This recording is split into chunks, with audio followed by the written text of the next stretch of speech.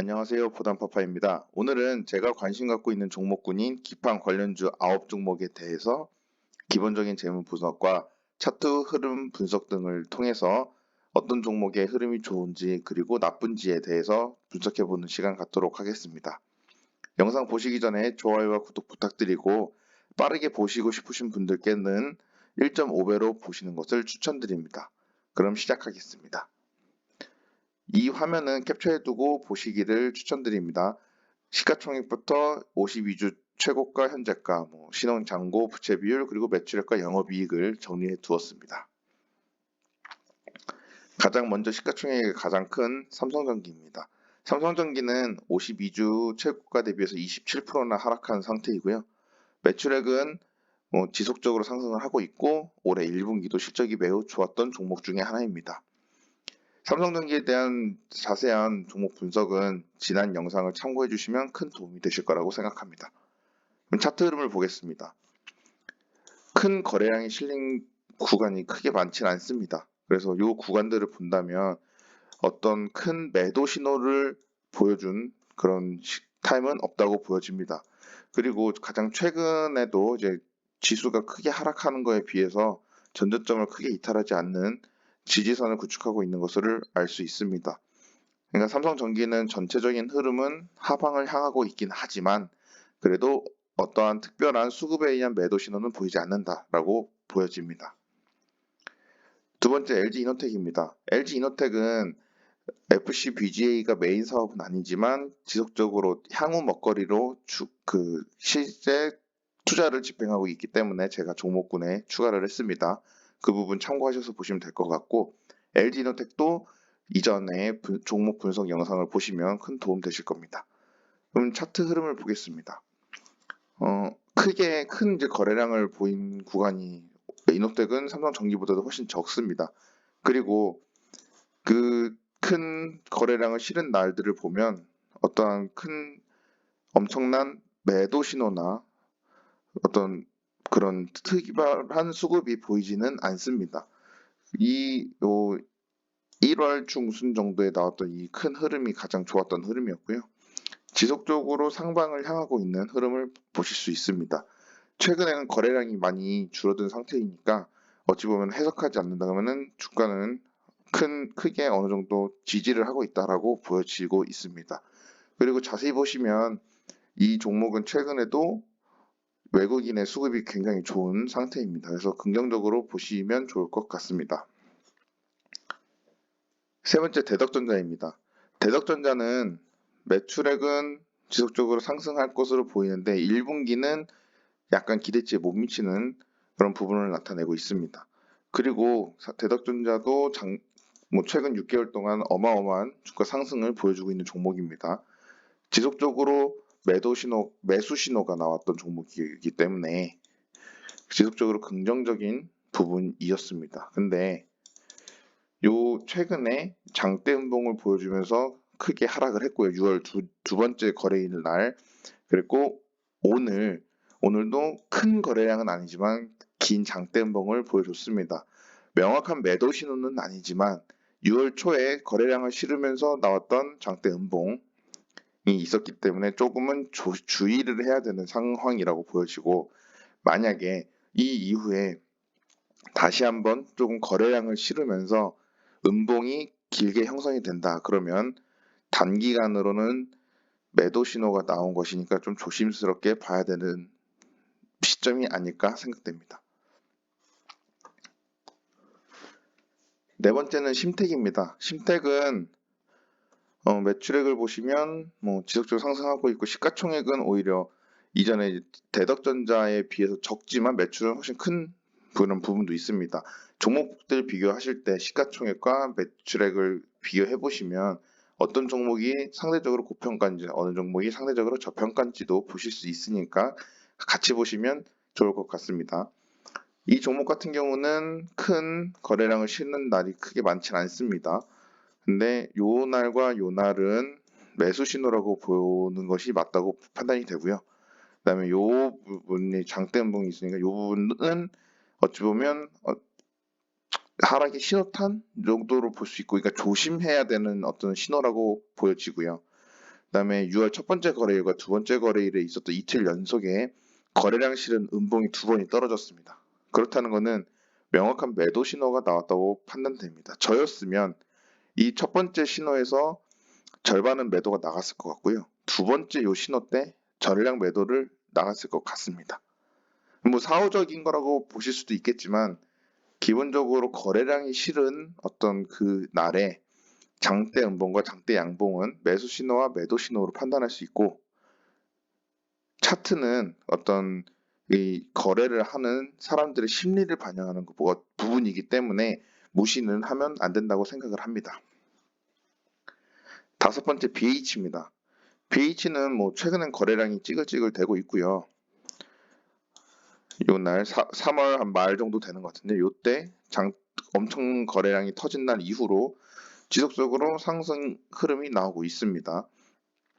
그리고 크게 거래량이 많진 않지만 6월 두 번째 거래일 날 음봉이 떨어졌지만 어찌 보면 이제 긴 꼬리를 달고 이제 위쪽으로 최대한 밀어 올린 모습입니다. 그래서 엄청난 매도 신호는 나오지 않았으니 지켜볼 수는 있지만 그래도 21선보다 5일선이 더 이제 하락하는 구간에 있으니까, 물론 지금 시장 때문에 하락하는 구간에 있으니 그 부분은 감안해야 되겠지만 조금 추이를 지켜볼 필요가 있는 그런 상황이라고 생각이 됩니다.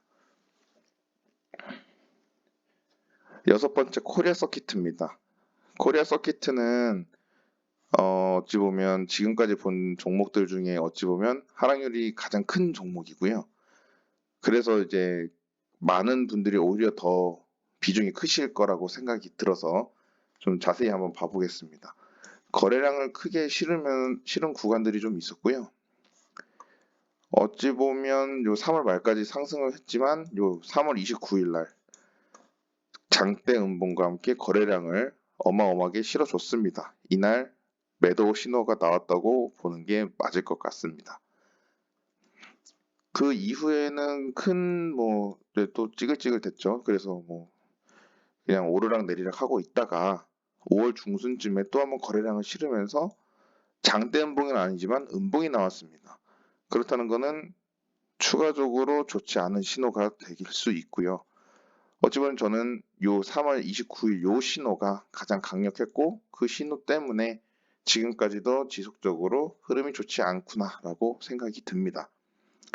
그리고 오늘도 약간 이제 전일 대비해서 이제 2배 정도의 거래량을 실었는데 긴 윗꼬리를 달았습니다. 물론 시장 흐름도 있지만 시장의 흐름을 이기지 못하는 그런 힘이 약한 모습이기 때문에 코리아 서킷은 반등을 하기에는 조금 힘든 부분이 있지 않나, 단기적으로는 그렇게 보여집니다. 이스페타시스입니다. 이스페타시스는 뭐 시가총액 또 이제 점점 이제 5천억 이하로 낮아지고 있는데 이 종목도 4,900원부터 뭐 6,900원까지 현재까지 해서 뭐 50% 이상 상승한 종목이고요. 거래량은 크게 실리진 않는 모습입니다. 근데 두 번의 큰 거래량이 실린 날을 본다면 4월 중순에는 장대 양봉과 함께 그 다음 날에 그 최고가를 찍었고요. 다만 이 최고가를 찍은 날에 거래량이 실리지 않았기 때문에 명확한 매도 신호는 없다고 보여집니다. 그리고 5월 말경이 또 다시 한번 거래량을 실으면서 긴 장대 양봉이 나왔고 다시 되돌림 현상이 나왔습니다. 그런데 이 종목 같은 경우는 명확한 매수 신호라고 볼 수 있는 거래량과 장대 양봉은 있었는데 매도 신호로 볼 수 있는 그런 거래량과 음봉 뭐 이런 것들은 없었습니다. 그래서 전저점 수준에서 지속적으로 버티고 있는 모습이니까 이 종목 같은 경우는 조금 다른 종목들에 비해서 뭐 대덕전자나 코리아 서킷 같은 종목들 대비해서는 향후에 이제 반등 시에 좀 더 강하게 반등할 수 있는 종목 중에 하나가 될 수 있지 않을까라고 판단됩니다. 여덟 번째 인터플렉스입니다. 인터플렉스는 뭐 이제 이 종목도 이제 최고 대비해서 등락률이 굉장히 큰 종목인데 이 종목 같은 경우는 시장의 흐름 대비해서는 크게 뭐 왔다 갔다 위아래로 큰 등락을 보이지는 않고 있습니다. 큰 그 박스권에 갇혀 있는 종목 중에 하나고 거래량도 싫지 않고 있어서 크게 이 종목에 대해서는 어떻게 차트적으로 매수해야 된다, 매도해야 된다 그런 신호는 없다고 판단이 됩니다. 다만 거래량이 죽어가면서 3월 2일 이후에 이제 지속적으로 좀 빠지고 있는 모습이니까 조심스럽게 대응하되 만약에 이 종목에 관심이 있으신 분들이라면 어떤 거래량을 실으면서 이전과 같은 이런 거래량을 실으면서 장대 양봉을 보여준다. 그러면 그때 긍정적으로 접근해 보면 좋지 않을까라고 생각이 됩니다. 마지막 TLB입니다. TLB 같은 경우는 뭐 4월 중순까지는 거래량도 없고 이제 관심이 있는 종목이 아니었죠, 시장에서. 근데 그 이후에 엄청난 거래량을 실으면서 단기간에 60%의 상승을 보여줬다가 지금 조정 구간에 있다고 보여집니다. 이 종목 같은 경우는 전체적인 거래량이 많이 올라와 있는 상태이고 또한 거래량을 실으면서 장대 양봉을 보여주는 날들이 지속 있다 보니까 지금 긍정적인 흐름들이 조금 있지 않을까라고 생각이 됩니다. 그리고 이 종목 같은 경우는 32,000원 부근 선에서 이 종목의 대주주죠. 대주주의 그 이제 양도할 물량들, 그 물량들이 그러니까 자사주 매입 관련된 공시들이 많이 떴거든요. 그렇다는 것은 저점으로 보는 구간이었다고 생각이 듭니다. 그래서 그 이후에 지속적으로 상승이 나왔으니 긍정적인 모습이 보여질 거고 이 종목도 시장이 빠지는 거에 대비해서는 견고히 버티고 있다. 긍정적인 흐름을 보이고 있다라고 보여집니다.